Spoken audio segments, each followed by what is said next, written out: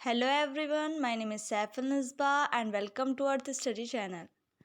तो आज हम क्लास 6 का हनीसकल चैप्टर नंबर 1 पढ़ने वाले हैं, जिसका नाम है who did पैट्रिक्स homework.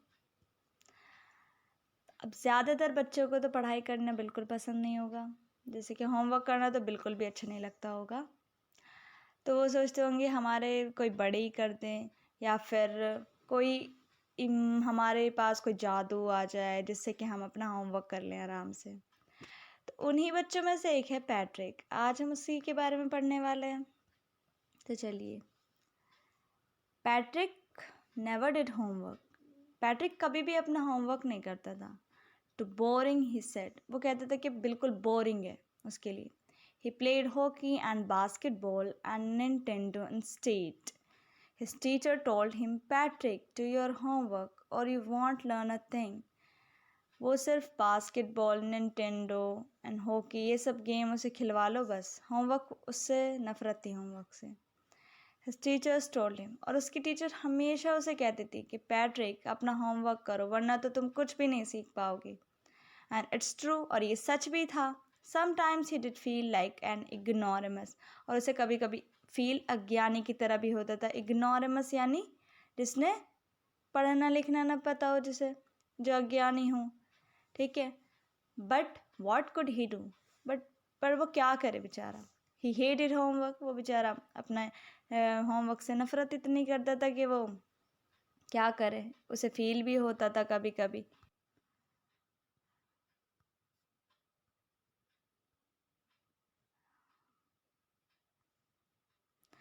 Then one day he found his cat playing with a little doll and he grabbed it away. To his surprise, it wasn't a doll at all, but a man of the tiniest size. एक दिन अ, उसके पास एक बिल्ली भी थी और उसने अपनी बिल्ली को एक डोल के साथ खेलते हुए देखा और उसने जल्दी से उस डोल को पकड़ लिया। ग्रैब्ड का मतलब होता है पकड़ लेना। To his surprise, it wasn't a doll at all, but a man of the tiniest size. पर वो उसने देखा कि वो कोई डॉल नहीं थी, वो तो एक छोटा आदमी था। He had a little wool shirt with old-fashioned breeches and a high tall hat, much like a witch's. उसने और क्या पहना था? वूल शर्ट, बहुत पुरानी ज़माने जैसी, और ब्रीचेस। ब्रीचेस यहाँ पर राइमिंग का यूज़ किया गया है, पर इसका ब्रीचेस होता है शॉर्ट पैंट, ट्राउज़र भी कह सकते हैं। And a high tall a hat much like a witch's, यानी चुड़ैल की तरह उसने हैट पहनी हुई थी। He yelled, save me, don't give me back to that cat. और वो चिल्ला के बोला कि मुझे बचाओ, don't give me back to that cat. मतलब वो कह रहा था कि मुझे बिल्ली को वापस मत देना। I will grant you a wish, I promise you that, कि मैं तुम्हारी एक विश पूरी करूँगा अगर तुमने मुझे इस बिल्ली को वापस नहीं दिया तो। अब Patrick couldn't believe how lucky he was. अब पैट्रिक तो बहुत लकी था, उसे यकीन नहीं हो रहा था। Here was the answer to all of his problem, उसकी तो सारी प्रॉब्लम, मतलब आंसर मिल गया था, सारी प्रॉब्लम्स का आंसर मिल गया था उसे तो। So he said, only if you do all my homework till the end of the semester, that's 35 days। यानी उसने कहा कि ठीक है, मैं तुम्हें कैट को नहीं दूंगा, लेकिन तुम्हें मेरा होमवर्क करना पड़ेगा। और कब तक करना पड़ेगा? सेमेस्टर तक, यानी 35 days तक करना पड़ेगा। If you do a good enough job I could even get A grade, ठीक है। अब वो कहता है कि अगर तुमने मेरा काम अच्छा करा तो मुझे हो सकता है ए ग्रेड भी मिल जाए। अब पैट्रिक तो भाई बहुत लकी था, उसे तो एक होमवर्क करवाने वाला मिल गया। अब देखते हैं कि क्या सच में उसने ही उसका होमवर्क किया। The little man's face wrinkled like a dishcloth throw in the hamper. He kicked his legs and doubled his feet, and he grimaced and scolded and pursed his lips. Oh, I'm cursed, but I'll do it. तो छोटा जो आदमी था उसका face एकदम wrinkled हो गया। कैसा रिंकल्ड हो गया? जैसा हैम्पर यानी बास्केट, बास्केट में जो हमारे गीले कपड़े होते हैं, हम सुखाने के लिए जब जाते हैं तो उन पे कितनी ज़्यादा लाइंस पड़ जाती हैं, तो ऐसे उसके चेहरे पे रिंकल झुर्रियाँ पड़ गई थी। ही किक्ड हिज लेग्स, उसने लात मारी, and dubbed his fist, and he grimaced and scowled and pursed his lips. यानी अब उसे बेचारे को कर नहीं था, तो उसने कहा, ओह आई एम कर्स्ड, क्या मैं श्रापित हूँ, but I will do it, पर मैं ये करूँगा, ठीक है। हाँ, grimaced यानी scold, pursed his lips. His face had these expressions showing disgust, anger and disapproval. यानी उसे बहुत गुस्सा आ रहा था, वो होमवर्क करना नहीं चाहता था, वो भी नहीं चाहता था होमवर्क करना, वो छोटा जो आदमी था, ठीक है। तो उसने गुस्से में अपनी किक की लेग, और ऐसे बना लेते ना मुक्के, उसने बहुत ज़्यादा गुस्से में ऐसा किया और फिर बोला कि क्या मैं श्रापित हूँ, but I will do it, पर मैं ये करूँगा, ठीक है। And true to his word, that little elf began to do Patrick's homework. अब वो अपने वर्ड्स पे मतलब उतरा, अपने प्रॉमिस पे पूरा। और दैट लिटिल एल्फ, एल्फ होता है जिसके पास पावर्स हो। पावर्स यानी एक छोटा आदमी जिसके पास पावर्स हो, और जो मतलब कहानियों में ही दिखाए जाते हैं। Begin to do Patrick's homework, अब उसने स्टार्ट कर दिया था पैट्रिक का होमवर्क करना, पर एक परेशानी थी। Except there was one glitch, ठीक है। ग्लिच यानी एक प्रॉब्लम थी। The elf didn't always know what to do and he needed help. हाँ, कभी भी या हमेशा उसे पता नहीं होता था कि उसे करना क्या है, उसे हमेशा किसी न किसी की हेल्प चाहिए थी। तो वो क्या चिल्ला रहा, help me, he'd say. And Patrick would have to help in whatever way. अब किसी भी तरीके से पैट्रिक को इसकी मदद करनी थी। I don't know this word, the elf squeaked while reading Patrick's homework.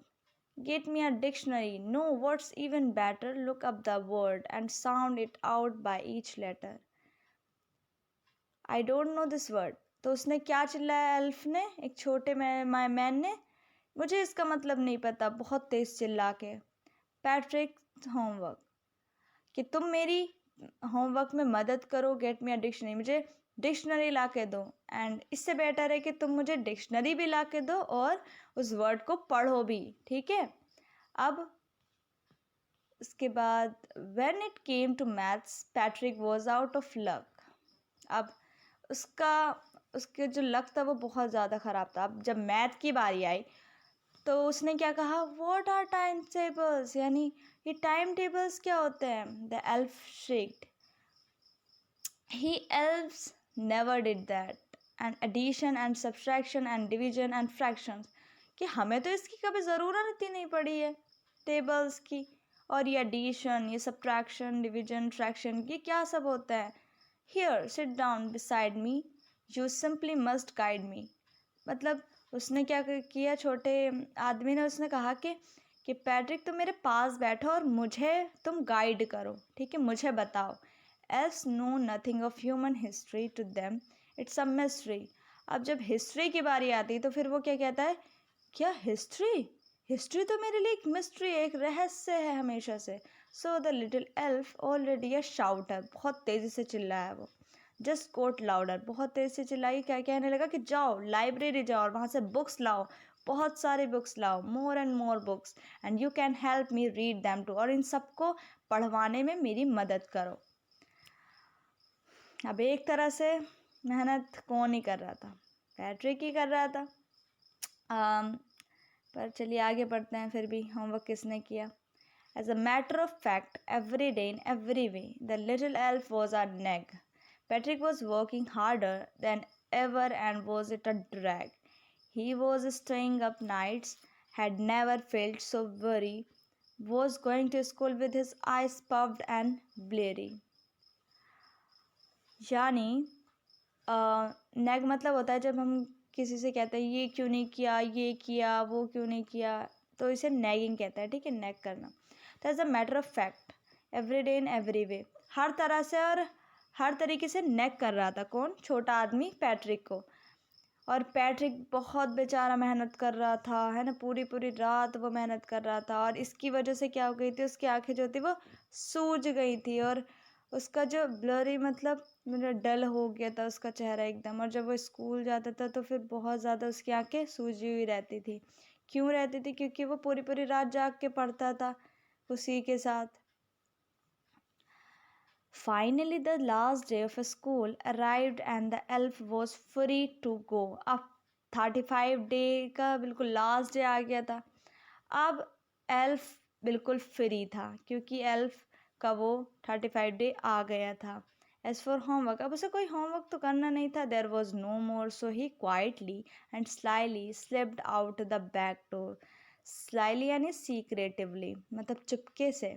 अब वो पीछे के दरवाजे से निकल गया। ठीक है, वो तो चला गया बेचारा कि कहीं ये मुझसे अब दोबारा होमवर्क ना करा ले मुझे पकड़ के।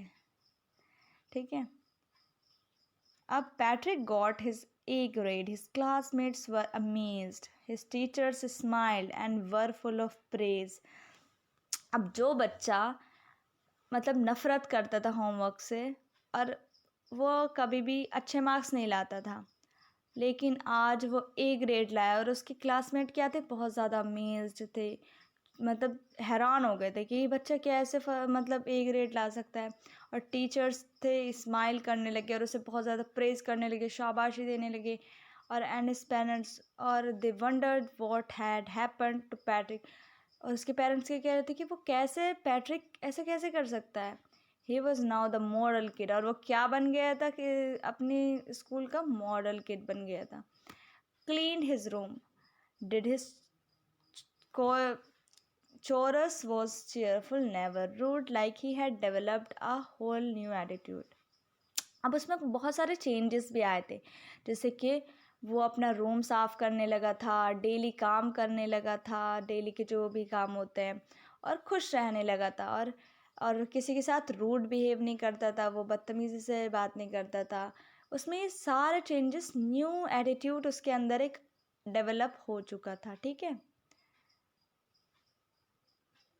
चोरस यानी work that must be done every day often boring, यानी जो घर के मतलब रोज़ काम होते हैं, एवरीडे के डेली काम होते हैं और बहुत ज़्यादा बोरिंग होते हैं। ठीक है, एटीट्यूड यानी फीलिंग अबाउट समवन और समथिंग, फीलिंग होती है एटीट्यूड, वो अच्छी भी हो सकती है, बुरी भी हो सकती है।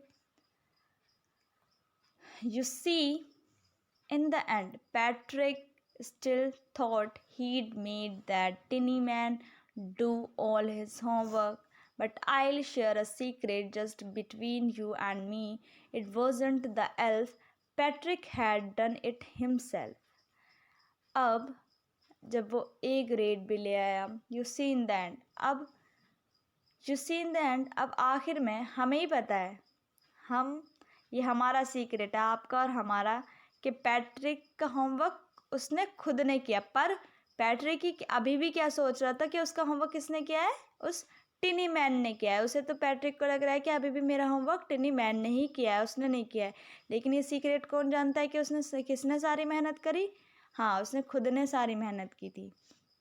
और just between you and me, it wasn't the elf, Patrick and done it himself, यानी जो चैप्टर का नेम था कि हु डिड पैट्रिक्स होमवर्क, किसने पैट्रिक का होमवर्क किया? Patrick had done it self, यानी उसने खुद ने अपना काम किया। ठीक है, किसी छोटे आदमी ने उसका काम नहीं किया उसे, लेकिन लग रहा है उसके, वो सोच रहा है कि हाँ मेरा काम किसी और ने किया है, पर उसने खुद ने मेहनत की है। अब सब कुछ तो वो ही कर रहा था, बस हाँ थोड़ी हेल्प मिल गई थी उसे उस छोटे आदमी की। तो हाँ, हमें ये ज़रूरी है कि कोई भी काम करने के लिए हमें हेल्प चाहिए होती है, ये ज़रूरी है।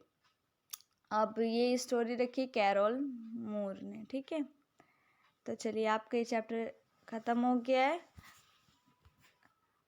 तो चलिए नेक्स्ट वीडियो में मिलते हैं, तब तक के लिए बाय, टेक केयर।